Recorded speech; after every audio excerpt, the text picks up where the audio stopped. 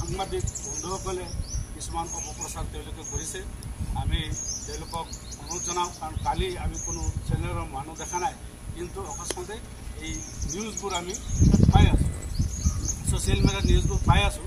কিন্তু তেওঁলোকে ক'ৰ পৰা এই নিউজবিলাক সংগ্ৰহ কৰিলে, মই আজিৰ এই চেনেলসমূহৰ জৰিয়তে মই আহ্বান ৰাখিছোঁ যে সেই সাংবাদিক বন্ধুসকলে আমাৰ স্পটত আহক, সৰজমিন তদন্ত কৰি তেওঁলোকে নিউজ কৰক, আমাৰ তাত কোনো আপত্তি নাই। যিটো আমি সঁচাত আছোঁ, সত্যত আছোঁ, গতিকে সৰজমিন তদন্ত নোহোৱাকৈ কেনেকৈ তেওঁলোকে এইবিলাক নিউজ পাব্লিছ কৰিলে তাৰ কাৰণে আমি ধিক্কাৰ দিছোঁ, আৰু ভৱিষ্যতে যাতে এনেকুৱা নহয় তাৰ কাৰণে আহ্বান ৰাখিছোঁ। আৰু তেওঁলোকক আমি অনুৰোধ জনাইছোঁ তেওঁলোকে আমাৰ সৰজমিনত আহি সঁচা কথাটো প্ৰকাশ কৰক। কাৰণ বিদ্যালয়ৰ যিজন প্ৰধান শিক্ষক তেখেতে যোৱাকালি আমাৰ মিটিঙত উপস্থিত আছে। 5টা বজাত যদিও মিটিং হৈছে, তেখেতে ইয়াত উপস্থিত আছে।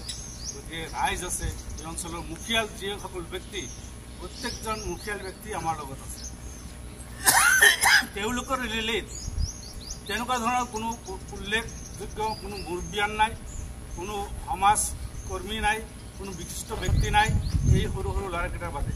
ভোটাৰে ভিতৰত 4-5জন ভোটাৰহে তেওঁলোকৰ মাজত আছিল, বাকীবিলাক চব সৰু সৰু ল'ৰা। গতিকে আমাৰ মাজত উপস্থিত আছিল এই পহুমৰা উচ্চতৰ মাধ্যমিক বিদ্যালয়ৰ অৱসৰপ্ৰাপ্ত অধ্যক্ষ মাননীয় আবুল হুছেইন চাহাব, তেখেতে সভাপতিত্ব কৰিছে। আমাৰ কোহিনুৰ মাদ্ৰাছাৰ অৱসৰপ্ৰাপ্ত প্ৰধান শিক্ষক মাননীয় আলহাজ হৰমুজ আলী চাহাব উপস্থিত আছে। আমাৰ এই বিশিষ্ট সমাজকৰ্মী ডাক্তৰ বিলায়ত হুছেইন উপস্থিত আছে।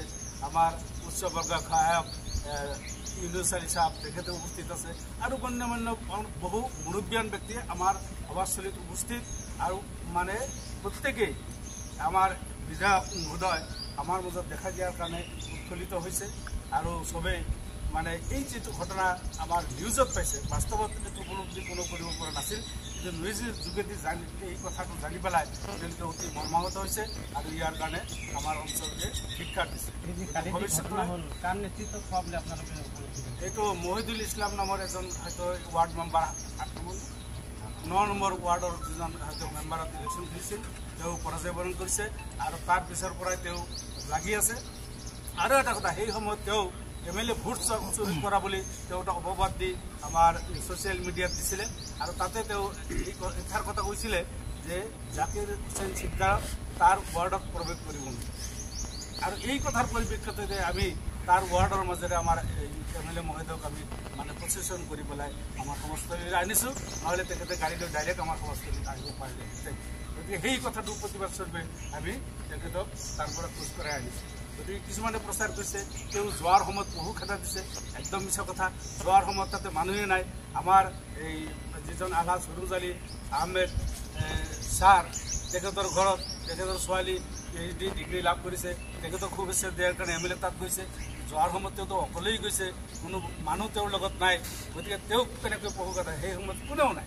গতিকে তেওঁ একেবাৰে স্বতঃস্ফূৰ্তভাৱে ওলাই গৈছে, কোনেও কাৰো বাধাৰ সৃষ্টি কৰা নাই। গতিকে অহাৰ সময়ত তেওঁ পহু খেদা দিয়া নাই, কিন্তু মিটিংস্থলীত আহি মিটিং কৰি গুচি গৈছে, পহু খেদা ক'ত হ'ল? গতিকে এই যে যিটো অপপ্ৰচাৰ, এই অপপ্ৰচাৰ পহু খেদা তেওঁলোকে খাইছে। আমাৰ তিৰোতা মানুহবিলাকে যেতিয়া চেণ্ডেল দেখাইছে, ঝাৰু লৈ মাৰিব গৈছে, তেতিয়া সিহঁতে পহু খেদা খাইছে। আমাৰ MLAটো পহু খেদা খোৱা নাই। গতিকে একদম মিছা কথা। আমি ইয়াৰ কাৰণে এই চেনেলৰ জৰিয়তে ধিক্কাৰ জনাইছোঁ, আৰু এই সত্য কথাখিনি আমি চেনেলৰ মাধ্যমত গোটেই অসমবাসীক আমি অৱগত কৰিবলৈ চেষ্টা কৰিছোঁ। আৰু ইয়াৰ দ্বাৰাই আমাৰ বৰ্তমানৰ জাকিৰ হুছেইন চিকদাৰ চাহাবৰ যিটো মানে প্ৰভুত্ব আমাৰ এই অঞ্চলত আৰু বাঢ়ি গ'ল, আগতকৈ আৰু বৃদ্ধি পাব, এইটো আমি আশা কৰি ৰাখিছোঁ।